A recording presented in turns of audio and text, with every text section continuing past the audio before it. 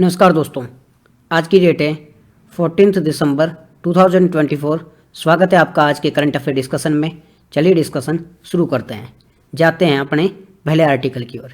यहाँ पे एक कोट दे रखा है, इसको अगर आप मेंस में कहीं लिखना चाहते हो तो वो लिख सकते हो। अगर कोई भी क्वेश्चन है वो एनवायरनमेंट से संबंधित हो, वहाँ पर आपको कुछ लिखना हो तो ऐसे कोट लिखोगे तो आपका जो आंसर होगा ना वो बहुत अच्छा हो जाएगा। ये एक वैल्यू एडेड मटेरियल होता है। तो कोट क्या है? सतत विकास और जलवायु परिवर्तन दोनों एक ही सिक्के के पहलू है। ये किसने कहा था? बान की मून ने कहा था। Sustainable development and climate change, two sides of same coin. ये कोड आप यूज कर सकते हो, इससे आपका आंसर होगा वो बहुत अच्छा हो जाएगा। तो अब चलते अपने टॉपिक की ओर। यहाँ पे कुछ क्वेश्चन दे रखे हैं, इसको आप डिस्कस कर सकते हो तो आपको पता चलेगा। ये क्वेश्चन यहाँ पे दे रखा है परमवीर चक्र के बारे में। तो ये जो भी अवार्ड मिलते हैं ना, सेना को जो अवार्ड मिलते हैं उनसे संबंधित कुछ क्वेश्चन दे रखा है, तो इसको जरूर आप एक बार अटेंड करने की कोशिश करना। उसके बाद में ये भी एनवायरनमेंट डे से रिलेटेड क्वेश्चन है, इसको भी अटेंड जरूर करना। ठीक है, चलते हमारे पहले आर्टिकल की ओर। पहला जो आर्टिकल है वो है माधव गडगिल जी के बारे में। क्या है? अभी माधव जो गडगिल जी है ना, उनको अवार्ड मिला है। कौन सा अवार्ड मिला? कुछ पॉइंट हम देखेंगे जो हमारे लिए काम के हैं। सबसे पहले उनको कौन सा अवार्ड मिला है, ठीक है, कौन सा अवार्ड मिला है इनको, पहला पॉइंट ये देखेंगे। ये अवार्ड किसने दिया है, ठीक है, विशेषता क्या है इस अवार्ड की, ये देखेंगे। उसके बाद में माधव गडगिल जी के बारे में देखेंगे, कौन है ये, ठीक है। फिर इन्होंने क्या किया था उनके बारे में देखेंगे। ये सारी चीज़ें हम डिस्कस करेंगे। तो सबसे पहले बात करते हैं कि ये अवार्ड के बारे में, कौन सा अवार्ड मिला है। तो ये कौन थे? माधव गडगिल जी। ये एक पारिस्थितिकीविद थे या एनवायरमेंटल थे, ठीक है, एनवायरमेंटलिस्ट थे। तो अभी इनको अवार्ड मिला है। तो अवार्ड का नाम है champion of the earth award. Award का नाम क्या है? Champion of the earth award. Repeat कर रहा हूं नाम को, याद रखना। अवार्ड का नाम है champion of the earth award. किनको मिला है champion of the earth award? Champion of the earth award मिला है माधव गडगिल जी को। कौन सा अवार्ड मिला है? Champion of the earth award. किसके द्वारा दिया गया ये अवार्ड?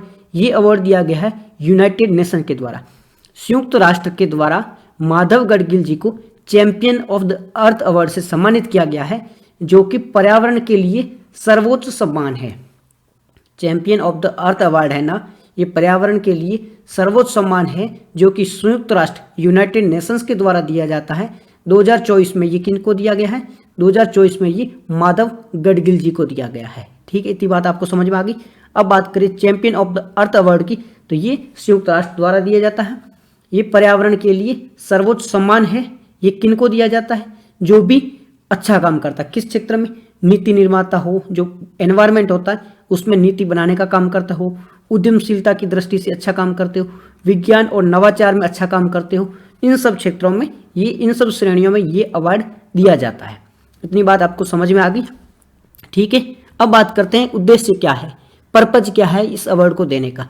इस अवार्ड को देने का सबसे बड़ा पर्पज है, उद्देश्य है, वो है पर्यावरण स्थिरता के लिए परिवर्तनकारी जो कार्यवाही होती है उसका जश्न मनाना। यानी कि एनवायरनमेंट को स्टेबल बनाए रखने के लिए, पर्यावरण को स्थिर बनाए रखने के लिए जो हम एक्शन लेते हैं, कार्यवाही करते हैं, उसको सबसे पहले प्रेरित करना कि लोग हैं इसके लिए प्रेरित हो और पर्यावरण को स्थिर बनाए रखने के लिए कोशिश करें। तो इसको प्रेरित करने के लिए, और जो भी किसी ने कोशिश करी है उसको सेलिब्रेट करें, उसके लिए जश्न मनाएं। तो ये अवार्ड क्यों दिया जाता है, इसका क्या उद्देश्य है?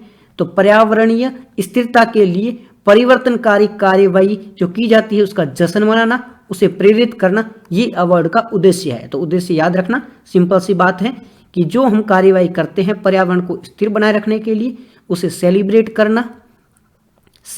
करना। तो दूसरा पॉइंट क्या है? इस कार्यवाही को प्रेरित करना, तो लोग और भी इससे प्रेरित हो। ठीक है, सबसे पहला ये अवार्ड कब दिया गया था?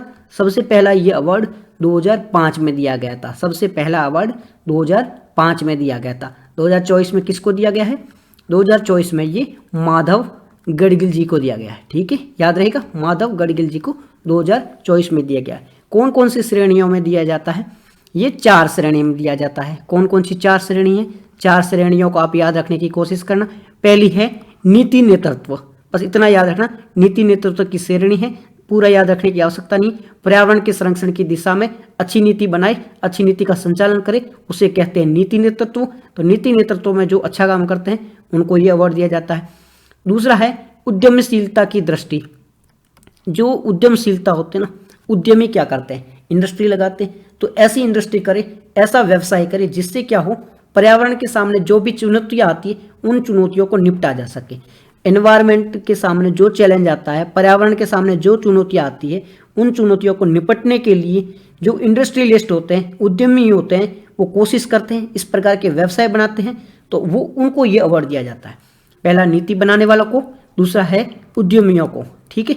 तीसरा है विज्ञान और नवाचार। इनोवेशन में कोई अच्छा काम करता जिससे हमारा जो एनवायरनमेंट है उसे प्रोटेक्ट किया जा सके, तो ऐसी प्रौद्योगिकियों का विकास करता है, उसके लिए भी ये अवार्ड दिया जाता है। तो तीसरा है विज्ञान और नवाचार के लिए ये अवार्ड दिया जाता है।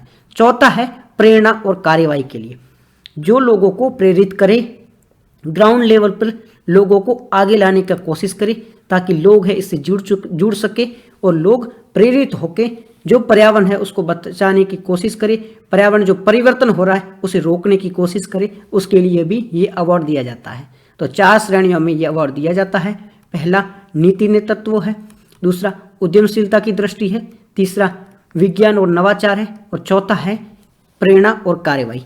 इंग्लिश में सेम है, पॉलिसी लीडरशिप, एंटरप्रेन्योरियल विजन है, तीसरा है साइंस एंड इनोवेशन, चौथा है इंस्पिरेशन एंड एक्शन। इन 4 श्रेणियों में ये अवार्ड दिया जाता है।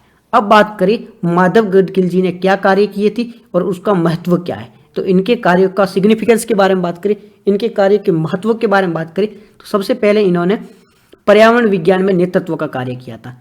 यानी कि हमारा जो वेस्टर्न घाट है, ठीक है, वेस्टर्न घाट है, वहाँ पर क्या है, वेस्टर्न हॉटस्पॉट बना हुआ है, ठीक है। हॉटस्पॉट का मतलब आप समझते होंगे, तो वहाँ पर है वेस्टर्न हॉटस्पॉट। उसको बचाने के लिए इन्होंने महत्वपूर्ण कार्य किया था, क्योंकि इस दौरान एक पैनल बनाया गया था, एक समिति बनाई गई थी जिसका नाम था पश्चिमी घाट पारिस्थितिकी विशेषज्ञ पैनल था, समिति थी। इसकी अध्यक्षता किसने की थी, इसकी अध्यक्षता माधव गडगिल जी के द्वारा की गया था। इसलिए आपने सुना होगा गडगिल कमेटी की रिपोर्ट, ये नाम पढ़ा ही होगा। तो ये गडगिल कमेटी यही थी। तो इनकी जो पैनल बनी थी इसकी अध्यक्षता माधव गडगिल जी ने की थी। तो इन्होंने पर्यावरण विज्ञान में नेतृत्व की भूमिका निभाई थी।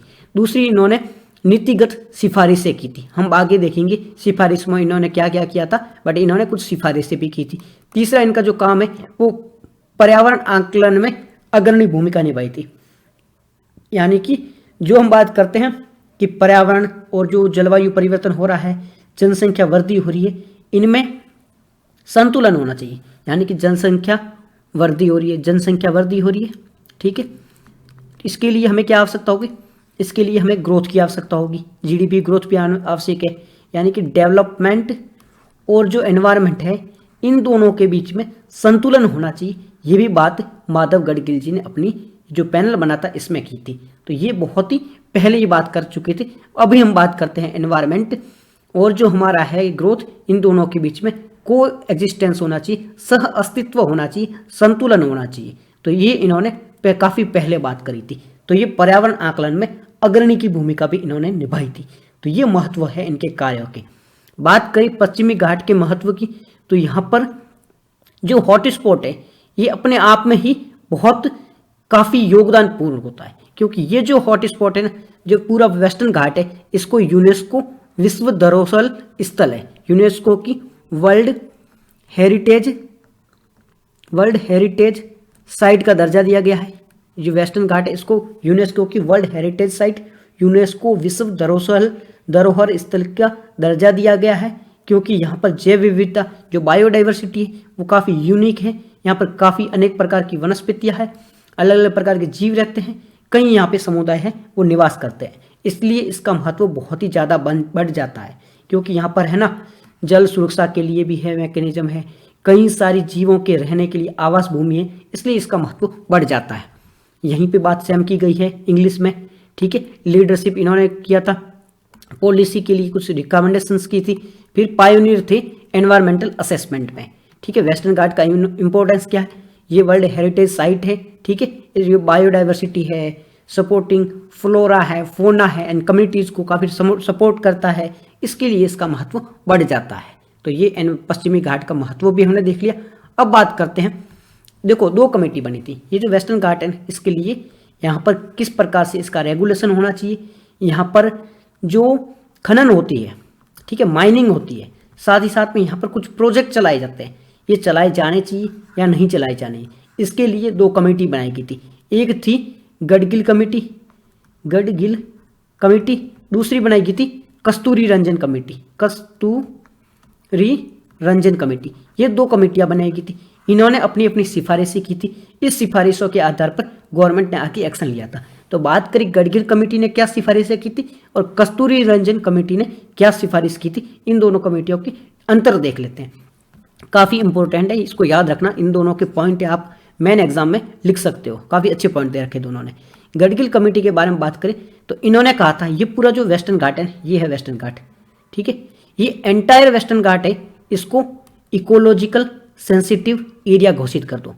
गडगिल कमेटी क्या कह रही है, ये जो पूरा वेस्टर्न घाट है इसको इकोलॉजिकल सेंसिटिव एरिया घोषित कर दो। सिंपल बात समझ में आ गई। इन्होंने कहा पूरे वेस्टर्न घाट को इकोलॉजिकल सेंसिटिव एरिया घोषित कर दिया जाए। बात करें कस्तूरी रंजन कमेटी की, अब पूरे अगर वेस्टर्न घाट है उसको अगर इकोलॉजिकल सेंसिटिव एरिया घोषित कर दिया, इसका मतलब है यहाँ पर आप कोई भी एक्टिविटी नहीं कर सकते हो। तो इतना तो पॉसिबल हो नहीं सकता है। तो दूसरी कमेटी बनाई कस्तूरी रंजन कमेटी। इन्होंने क्या किया, इन्होंने कहा पूरे वेस्टर्न घाट को इकोलॉजिकल सेंसिटिव एरिया घोषित करने की आवश्यकता नहीं है, जबकि 37% जो वेस्टर्न एरिया है, जो वेस्टर्न घाट है 37%, इसको आप इकोलॉजिकल सेंसिटिव एरिया घोषित कर सकते हो। पूरे को ESA इकोलॉजिकल सेंसिटिव एरिया घोषित करने की आवश्यकता नहीं है। 37% जो एरिया है वेस्टर्न घाट का, उसे इकोलॉजिकल सेंसिटिव एरिया घोषित कर सकते हो। ये किसने कहा था, ये कस्तूरी रंजन। तो पहला पॉइंट समझ में आ गया। गडगिल जी कहते हैं पूरा एंटायर वेस्टर्न घाट को इकोलॉजिकल सेंसिटिव जोन घोषित कर दो। कस्तूरी रंजन ने पूरे का मना कर दिया। पहला पॉइंट समझ में आ गया।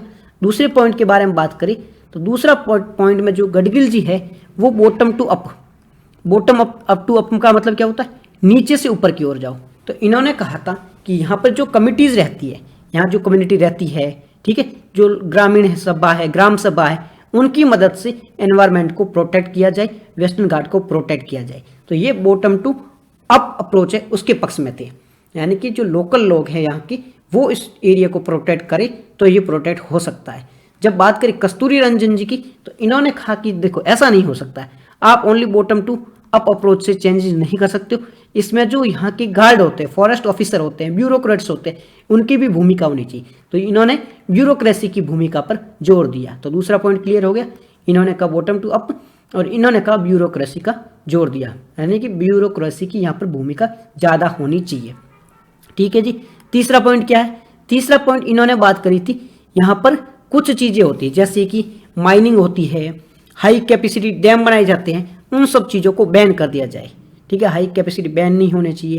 यहाँ पर सैंड माइनिंग वगैरह होती चाहिए, वो नहीं होनी चाहिए, इन सबको प्रतिबंधित कर दो। और सेम बात कस्तूरी रंजन जी ने कहा, बट इन्होंने कहा अगर आवश्यक हो तो परमिशन लेके आप पावर प्लांट्स वगैरह लगा सकते हो, बट वो भी परमिशन लेने के बाद। ऐसे ही आप परमिशन बिना परमिशन के ये पावर प्लांट भी नहीं लगा सकते हो। तो ये थोड़ा फर्क था, उन्होंने डायरेक्ट बैन कर दिया था। ठीक है, बिल्कुल आंख बंद करके बंद कर दो, ऐसा इन्होंने कहा था। गडगिल जी थोड़ी ज़्यादा स्ट्रिक्ट थे, कस्तूरी रंजन थोड़ी कम स्ट्रिक्ट थे, क्योंकि पहली वो कमेटी बनी थी उसमें कुछ दिक्कत आई होगी, तभी दूसरी कमेटी बनाई गई ना। तो इतना आप समझ लेना, गडगिल जी तो स्ट्रिक्ट थे, अब स्ट्रिक्ट इतना फॉलो गवर्नमेंट नहीं कर पाई, तभी कस्तूरी रंजन कमेटी बनाई गई। अब कस्तूरी रंजन इनसे थोड़ा सॉफ्ट होंगे, बस इतनी सी बात आप समझ लेना। ठीक है, फिर वही बात कही गई, जो कॉन्स्टिट्यूट वेस्टर्न घाट का इकोलॉजिकल सिस्टम है वो किसके अंदर आना चाहिए, उसके लिए एक अलग मिनिस्ट्री होनी चाहिए। जो मिनिस्ट्री ऑफ एनवायरनमेंट फॉरेस्ट है उसके अंतर्गत एक अलग से संस्था बनाई जानी चाहिए जो इस पूरे एरिया को प्रोटेक्ट करेगी। किसने कहा, गडगिल जी ने कहा। क्या कहा गडगिल जी ने, गडगिल जी ने ये कहा कि ये जो पूरा वेस्टर्न घाट है इसको रेगुलेट करने के लिए ministry of environment and forest and climate change, ये जो मिनिस्ट्री है इसके अधीन एक अलग से संस्था बनाई जाए। बट यहाँ पे जो कस्तूरी रंजन जी कहा, इन्होंने कहा कि अलग से संस्था बनाने की आवश्यकता नहीं है ऑलरेडी एग्जिस्टिंग जो भी संस्थाएं हैं वो अच्छे से अपना काम करें, उनको स्ट्रेंथन कर दो, उनको मजबूत कर दो। तो ये इन दोनों कमेटियों में कुछ अंतर थे, सिंपल अंतर थे। गडगिल जी थोड़े स्ट्रिक्ट थे और जो ये कस्तूरी रंजन थे ये कम स्ट्रिक्ट थे। ये दोनों में अंतर था। ठीक है, थोड़ी बात समझ में आ गई होगी। अब ये कस्तूरी रंजन रिपोर्ट जी के बारे में है। इन्होंने क्या बात करी थी? इन्होंने वही किया, कवर किए जाने वाला एरिया इन्होंने कहा 37% यानी कि 60,000 किलोमीटर का जो एरिया है उसको इको सेंसिटिव जोन घोषित कर दो। पहला पॉइंट हम देख चुके हैं। दूसरा पॉइंट, बैन, क्या क्या चीज़ें बैन करनी है? खनन बैन कर दो, उत्खनन बैन कर दो, लाल श्रेणी रेड जो एरिया के उद्योग होते हैं ना, इंडस्ट्री, उनको बैन कर दो, ताप विद्युत परियोजनाएं उनको बैन कर दो। ये जो चीज़ है ना उसको तो पूरी तरह से, खनन को, उत्खनन को, लाल इंडस्ट्री को पूरी तरह से बैन कर दो, बिना आंख बंद करके। इनको तो देनी नहीं परमिशन। ठीक है, फिर भी अगर किसी गतिविधि, कोई एक्टिविटी है, उनको अगर आपको अनुमति देनी है तो उसके लिए पहले से आपको परमिशन लेनी पड़ेगी। बिना परमिशन के, बिना रिसर्च के, बिना अध्ययन के वो गतिविधि आप यहाँ पर शुरू नहीं कर सकते। इसके लिए अध्ययन किया जाना चाहिए, प्रभाव को देखना चाहिए कि इसका क्या प्रभाव पड़ेगा, उसके बाद में ही उस गतिविधि को इस एरिया में स्टार्ट करना है। ठीक है, इतनी बात आपको समझ में आ गई होगी। ठीक है, अब बात करते हैं इस एरिया की। तो यहाँ पर इस एरिया को यूनाइटेड नेशन का, यूनेस्को का टैग मिला हुआ है, वर्ल्ड हेरिटेज साइट का टैग मिला हुआ है। तो इसमें कौन कौन से राज्य आते हैं, कौन कौन सी राज्यों का एरिया आता है? तो केरल के 19 जिले आ जाते हैं, कर्नाटक है, तमिलनाडु है, महाराष्ट्र है। इन राज्य है, इनका एरिया यहाँ पे पूरा एरिया में शामिल है। ये पूरा वेस्टर्न घाट है ना, तो यहाँ पे देख लो, ये महाराष्ट्र भी है, महाराष्ट्र भी है, ये कर्नाटक भी है, गोवा है, केरला है, तमिलनाडु है, कर्नाटक है। तो ये सारे राज्य इसमें शामिल हो जाते हैं। ठीक है, राज्यों की भूमिका भी इन्होंने बात करी थी कि राज्यों में इनको महत्वपूर्ण भूमिका निभानी चाहिए। इसकी सुरक्षा, संरक्षण और मूल्यांकन के लिए एक योजना बनाने की आवश्यकता है। ये किसने कहा था? ये कस्तूरी रंजन जी ने कहा था। अब इको सेंसिटिव जोन कौन से होता है? इको सेंसिटिव जोन किसे कहते हैं? इको सेंसिटिव जोन के बारे में बात करें तो एक होता है नेशनल पार्क, ठीक है, एक होता है वाइल्ड लाइफ सेंचुरी। ये है नेशनल पार्क, काफ़ी प्रोटेक्टेड एरिया होता है नेशनल पार्क। ये चार और है वाइल्ड लाइफ सेंचुरी है। ठीक है, छोटा एरिया मान हो सकता है, बड़ा जरूरी नहीं है। ये ऊपर वाला वाइल्ड लाइफ सेंचुरी है, नीचे वाला है नेशनल पार्क। तो इन दोनों के ओर का ये 10 किलोमीटर का जो एरिया आएगा ये इको सेंसिटिव जोन आएगा। नेशनल पार्क बहुत ही ज़्यादा प्रोटेक्टेड है। ठीक है, वाइल्ड लाइफ सेंचुरी थोड़ा कम प्रोटेक्टेड है, इको सेंसिटिव जी जोन इनसे कम प्रोटेक्टेड है, पर फिर भी प्रोटेक्टेड है। डायरेक्ट इस पे असर ना पड़े, डायरेक्ट जो नेशनल पार्क है, वाइल्ड लाइफ सेंचुरी, उन पे असर ना पड़े, इसलिए इको सेंसिटिव जोन बनाए जाते हैं। तो इको सेंसिटिव जोन है वो राष्ट्रीय उद्यान, नेशनल पार्क और वाइल्ड लाइफ सेंचुरी, पर्यावरण, वन्यजीव अभ्यारण्य, उनके आसपास के 10 किलोमीटर के एरिया को कहा जाता है। अब इनको कौन अधिसूचित करता है या कौन लागू करता है? तो एक मंत्रालय होता है, मंत्रालय का नाम है ministry of environment, forest and climate change. ठीक है, मिनिस्ट्री का नाम याद रहेगा, ministry of environment, forest and climate change. पर्यावरण, वन एवं जलवायु परिवर्तन, पर्यावरण, वन एवं जलवायु परिवर्तन मंत्रालय है ना, वो मंत्रालय तय करेगा किस एक्ट के तहत। एक अधिनियम है पर्यावरण संरक्षण अधिनियम 1986, पर्यावरण संरक्षण अधिनियम 1986। इसमें लिखा गया है कि पर्यावरण, वन और जलवायु परिवर्तन मंत्रालय है वो अपनी एक नोटिफिकेशन के द्वारा, एक सूचना के द्वारा किसी भी एरिया को इको सेंसिटिव जोन घोषित कर सकता है। तो पर्यावरण संरक्षण अधिनियम 1986, एनवायरमेंट प्रोटेक्शन एक्ट 1986, उसके तहत environment, forest and climate change जो मिनिस्ट्री है वो किसी भी एरिया को नोटिफाई कर सकती है इको सेंसिटिव जोन के रूप में। तो मोस्ट इंपॉर्टेंट पॉइंट याद रखना, इको सेंसिटिव जोन घोषित कौन करता है? तो MOEFC मिनिस्ट्री है वो इको सेंसिटिव जोन घोषित कर सकती है। पर्यावरण मंत्रालय है वो घोषित कर सकता है। कौन से एक्ट के तहत कर सकता है? तो पर्यावरण संरक्षण अधिनियम 1986 है, उसके तहत ये इको सेंसिटिव जोन घोषित कर सकता है। इस बात को भी आप याद रखना।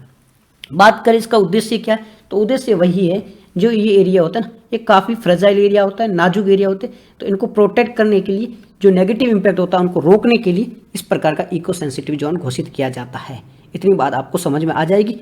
यहाँ पे ये बात करेगी वेस्टर्न घाट की, तो यहाँ पे ये चीज़ें पाई जाती, इसलिए इसकी मुख्य भूमिका ज़्यादा बढ़ जाती है। ठीक है, नेक्स्ट जो आर्टिकल है हमारा PM पोषण के बारे में। क्यों न्यूज़ में हम नहीं देखेंगे, बात कर लेते हैं PM पोषण के बारे में। सबसे पहले बात करते हैं PM पोषण को लॉन्च क्यों किया गया था, कब किया गया था। तो पीएम पोषण जो अभियान है इसे नेशनल न्यूट्रिशन मिशन भी कहा जाता है।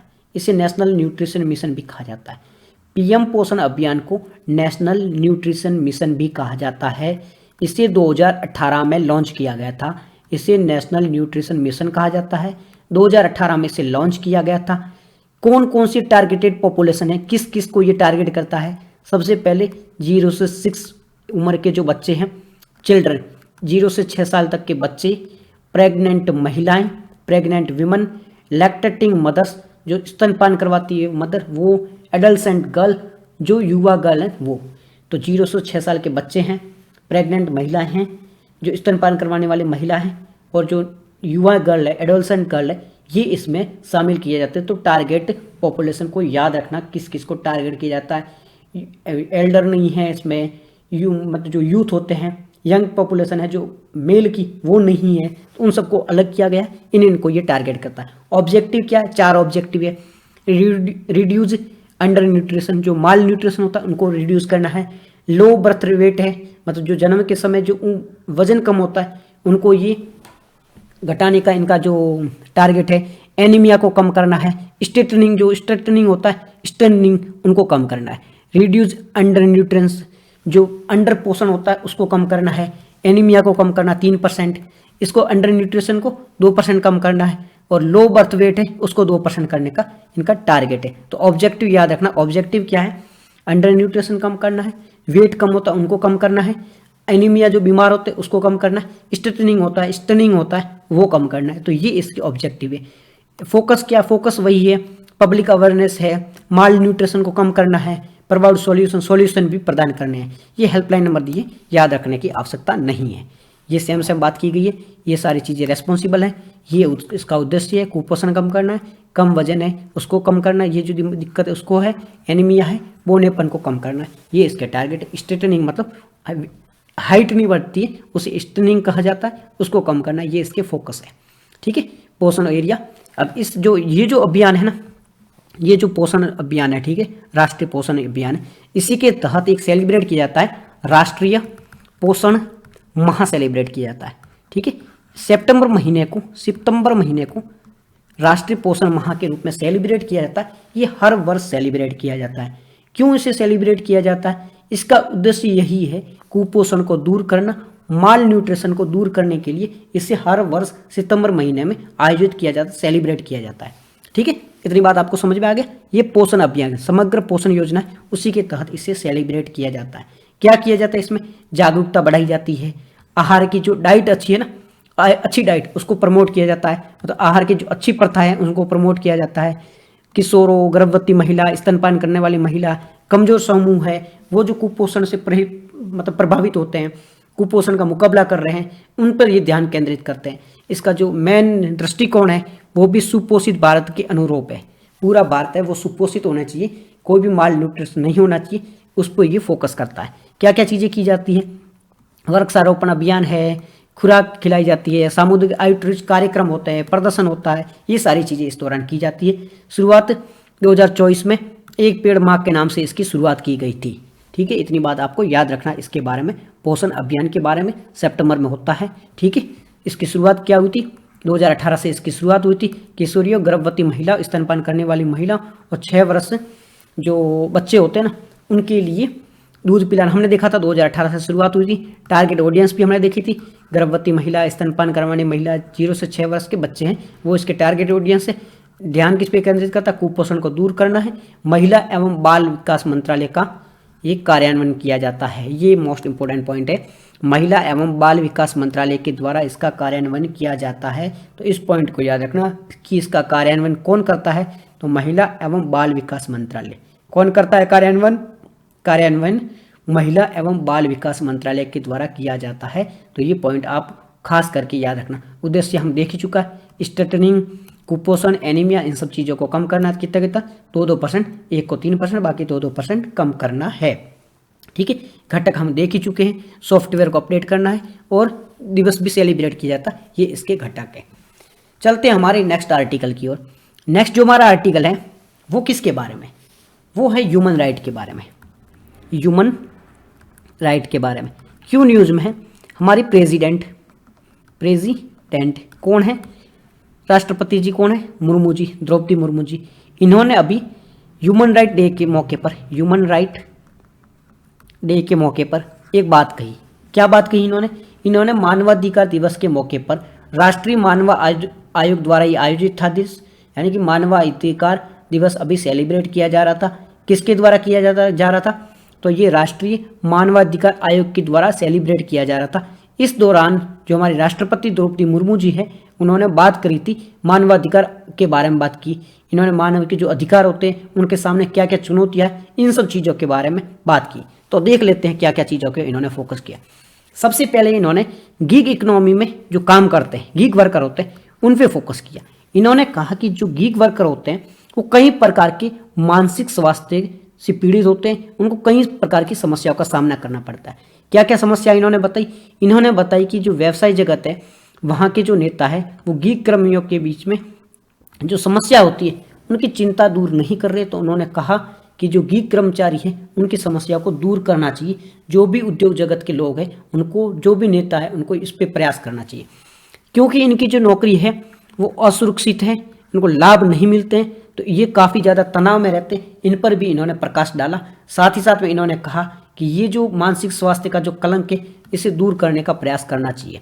साथ ही साथ में कुछ उन्होंने चुनौतियां भी बताई, जैसे कि साइबर बुलिंग है, डीप फेक है, गोपनीयता भंग करना, प्राइवेसी भंग करना, गलत सूचना देना। ये सारी जो चुनौतियां हैं, इनके कारण गीग वर्कर परेशान हो रहे हैं। तो इन चुनौतियों को दूर करना चाहिए, ये हम सबका कर्तव्य है।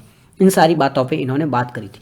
साथ में इन्होंने जलवायु परिवर्तन और मानवाधिकार, इन दोनों चीज़ों पर बात की कि हमारा है ना, जलवायु परिवर्तन वो मानवाधिकार दोनों आपस में जुड़े हुए हैं। क्योंकि आज हम है ना फोकस कर रहे हैं कि जलवायु परिवर्तन न हो, या फिर माना कि जलवायु परिवर्तन हो गया तो इसका असर किस पे पड़ेगा?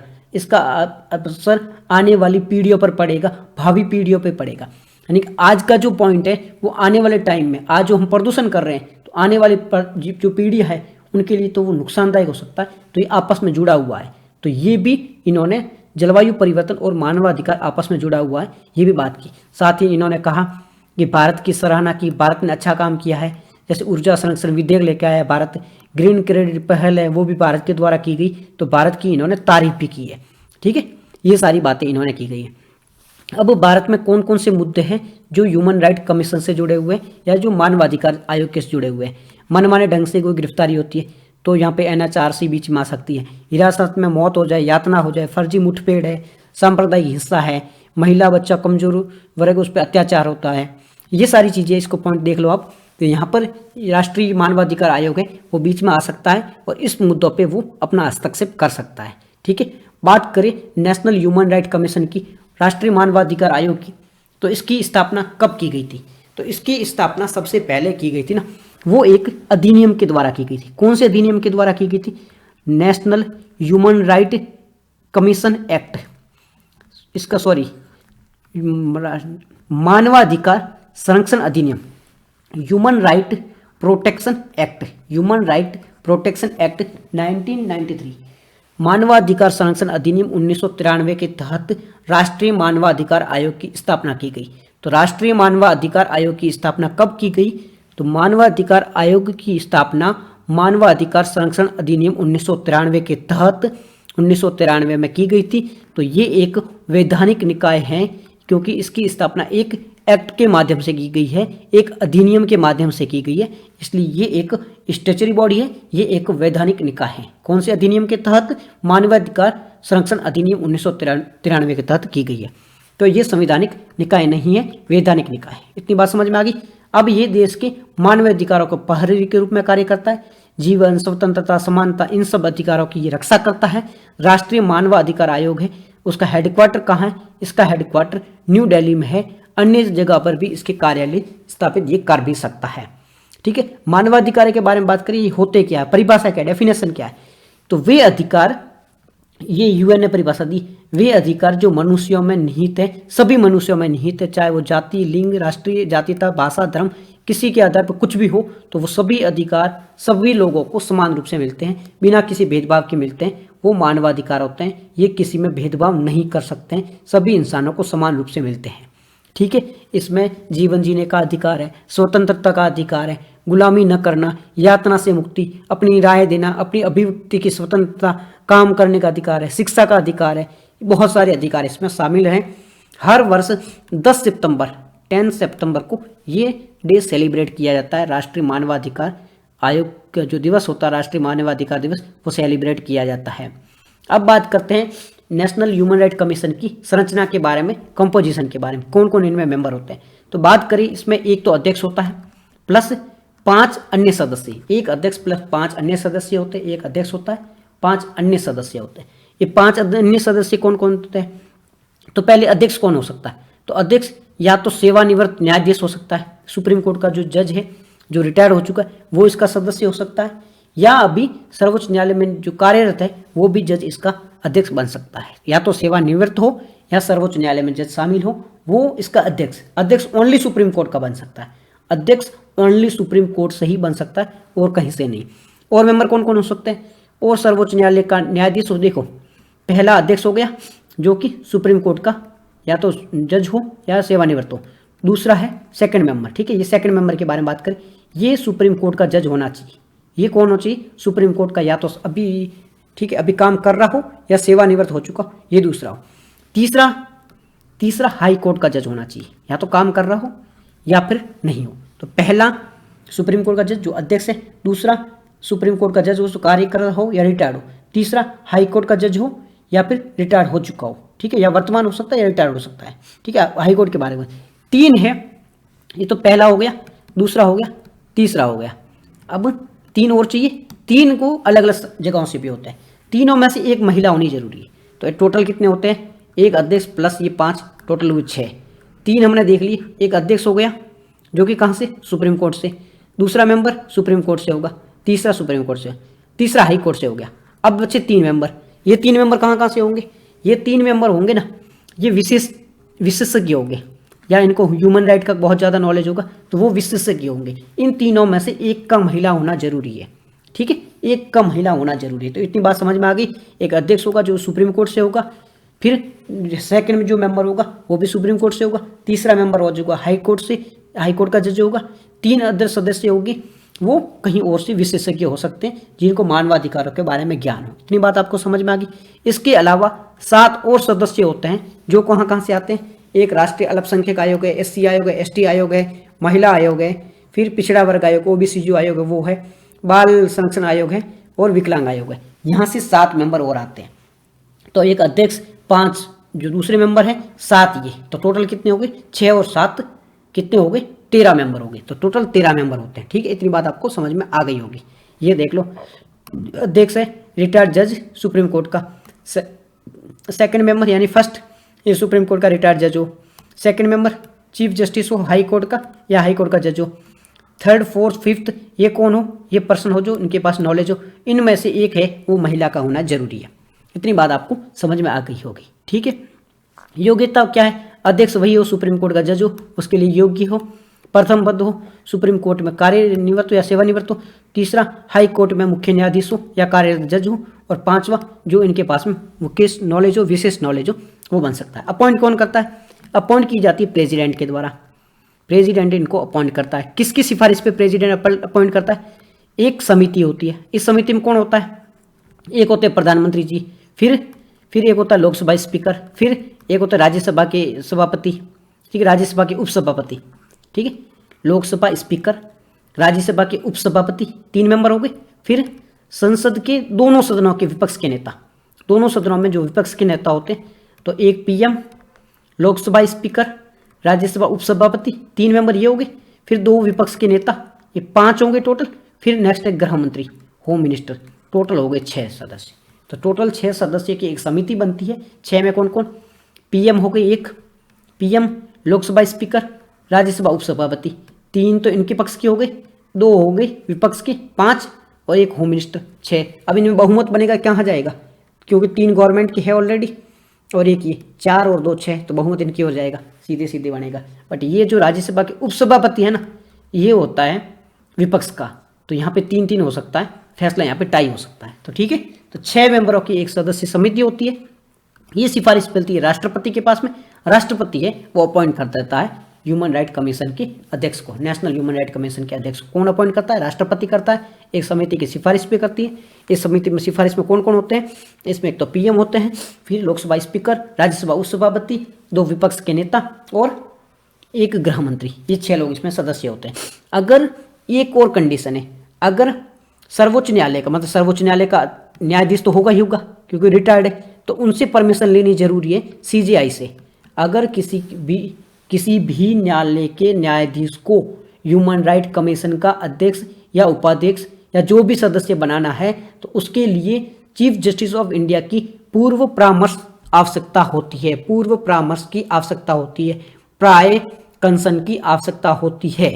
इतनी बात आपको समझ में आ गई होगी। ठीक है, अब बात करते हैं सदस्यों की नियुक्ति हमने देख लिया। प्रधानमंत्री, लोकसभा, ये सारे लोग मिलकर इसकी नियुक्ति करते हैं। परामर्श की आवश्यकता हो तो ये सारी चीज़ें हम देख चुके हैं। इतनी बात आपको समझ में आ गई होगी। ठीक है, कार्यकाल के बारे में बात करें तो या तो 70 साल या 3 साल, मतलब 65 का है तो वो 68 तक ही कर सकता है, 67 का है तो वो 70 तक ही काम कर सकता है, 71 की एज में वो काम नहीं कर सकता है। तो या तो 3 साल पूरे कर लो या 70 साल पूरे कर लो, ये इसका कार्यकाल हो। पुनर्नियुक्ति, रीअपॉइंटमेंट हो सकता है, रीअपॉइंटमेंट हो सकता है, पुनर्नियुक्ति हो सकती है। याद रखना, पुनर्नियुक्ति हो सकती है, पुनर्नियुक्ति के पात्र है। ऐसी चीजें पूछ लेती है, इसलिए मैं बार बार पूछ रहा हूँ, बार बार बता रहा हूँ कि 3 साल, 70 साल, पहला पॉइंट याद रखना। फिर पुनर्नियुक्ति हो सकती है। फिर क्या याद रखना? फिर याद रखना अगर उसका कार्यकाल समाप्त हो जाता है तो न तो वो केंद्र सरकार के अधीन को कार्य कर पाएगा, न राज्य सरकार के अधीन को कार्य कर पाएगा। वो पुनर्नियुक्त हो सकता है बट किसी भी सरकार के अंतर्गत वो सरकारी नौकरी में कार्य नहीं कर पाएगा। अगर सरकारी नौकरी में कार्य कर पाएगा तो वो अच्छे से काम नहीं करेगा, इसलिए कोई और सरकारी नौकरी वो नहीं ले सकता। इसीलिए ये चीज़ है कि सरकारी नौकरी वो आगे नहीं करेगा। सिंपल चीज़ याद रहेगी। वेतन भत्ते कौन तय करेगा? ये सरकार के द्वारा तय किया जाएगा, केंद्र सरकार के द्वारा इनकी वेतन भत्ते वो तय किए जाएंगे। पर एक बार अगर उसने नियुक्ति हो गई, ज्वाइनिंग होगी, तो उसके बाद में वेतन भत्ते हैं वो चेंज नहीं किए जा सकते हैं। ये सिंपल पॉइंट आपको पता होगा।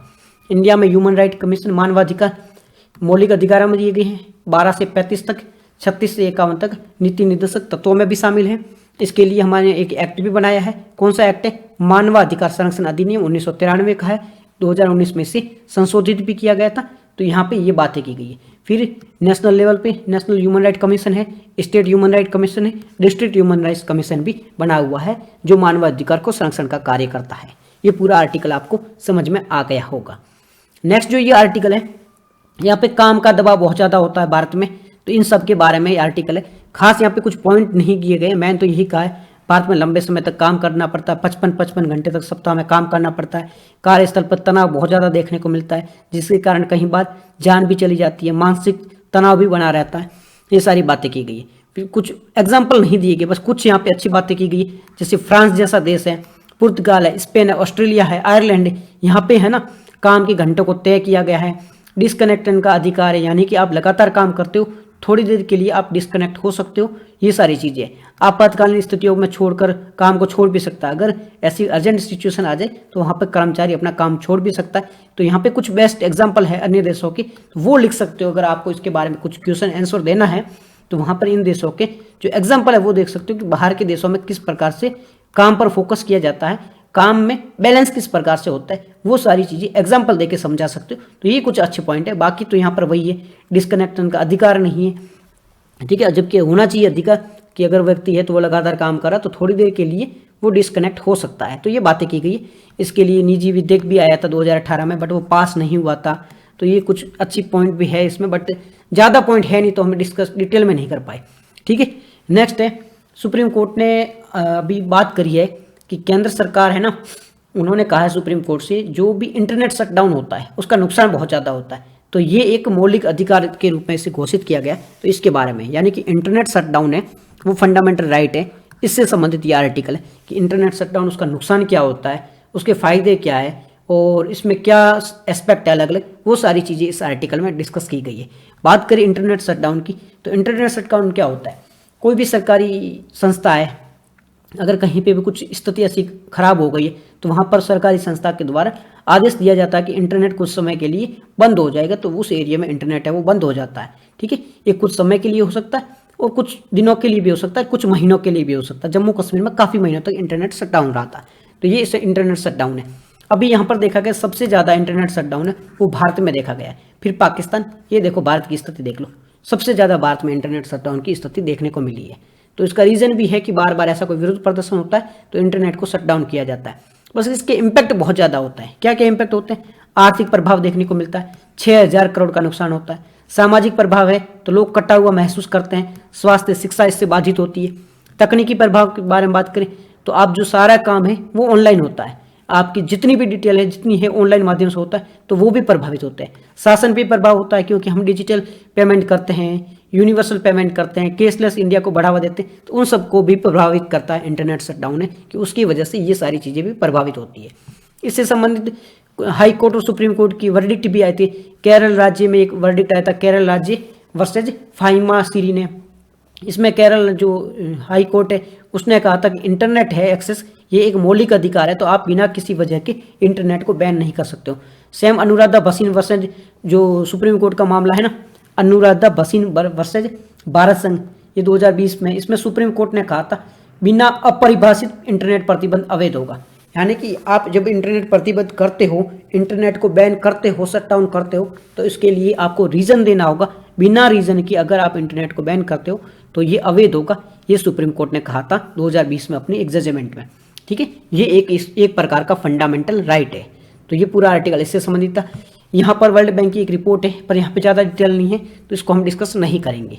ठीक है, नेक्स्ट ये जो आर्टिकल है यहाँ पर है ना, सोलर सेक्टर है, उसमें टेक्नोलॉजी का क्या रूप है, क्या फायदे देखने को मिले उसके बारे में। तो टेक्नोलॉजी ने बहुत अच्छी भूमिका निभाई सोलर सेक्टर में, यहाँ से रिलेटेड इसमें बात की गई। बात करें कि सोलर सेक्टर में किस देश की ज़्यादा भूमिका है, चीन में सर्वप्रथम 43% हिस्सा है, वो चीन का है, फिर यूएस का है, फिर जापान, जर्मनी, भारत का है। तो चीन इसमें महत्वपूर्ण भूमिका निभा रही है। उभरते देश कौन कौन से? ब्राजील, ऑस्ट्रेलिया, इटली, ये सारे उभरते हुए हैं। ज़्यादातर जो सोलर सेक्टर होता है वहाँ पर कौन मैन्युफैक्चर कर रहा है, विनिर्माण कौन कर रहा है, तो वो भी चीन में ज़्यादा हो रहे हैं, बाकी देश इसमें पिछड़े हुए हैं। तो चीन में काफ़ी इसमें अच्छी भूमिका निभा रहा है। इसके प्रभाव के बारे में बात करें तो ये जो सोलर सेक्टर है ये नए नए रोजगार जनरेट कर रहा है। वर्तमान के बारे में बात करें तो 7 मिलियन लोगों की नौकरी इसमें बढ़ गई है।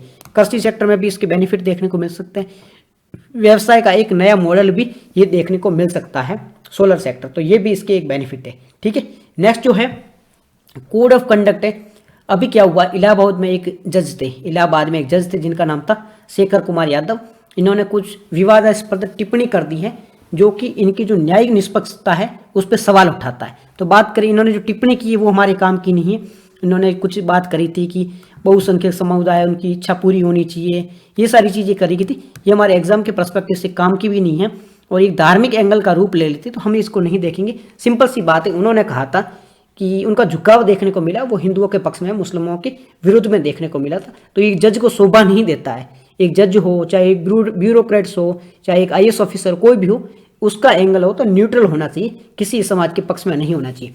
इसके लिए रूल भी बने हुए हैं। एक हमारा रूल है 1997 का, उसमें यह है कि कोई भी जज है, न्यायाधीश है, उसको निष्पक्ष होना चाहिए, किसी एक पक्ष में नहीं होना चाहिए। तो ये सारी बातें की गई इस आर्टिकल में। अगर वो नहीं करे तो उसको हटा भी सकते हैं, हमारे संविधान में प्रावधान भी किए गए हैं। तो इससे संबंधित ये पूरा आर्टिकल है। यहाँ पर ये आर्टिकल है, ये अर्जेंटीना के बारे में। लोकेशन देख लो आप, यहाँ पे ब्यूनस आयरेस इसकी कैपिटल है, उरुग्वे है, पराग्वे है, ब्राज़ील से बॉर्डर लगती है, बोलिविया है, चिली है, इन सब देशों से बॉर्डर लगती है। यहाँ पर इसकी ये कैपिटल है। तो ये देख लेना, कैपिटल का नाम क्या है, ब्यूनस आयरेस है। ठीक है, मुद्रा कौन सी है, करेंसी कौन सी है, ये इनकी पेसो करेंसी है, स्पेनिश इसमें लैंग्वेज है। और ये सारी चीज़ें अर्जेंटीना के बारे में था। तो ये बिस्मिल्लाह खान जी के बारे में, इनको भारत रत्न भी मिला था और अच्छे शास्त्रीय शहनाई वादक थे। तो आज के डिस्कशन में इतना ही था। Thank you very much for discussion.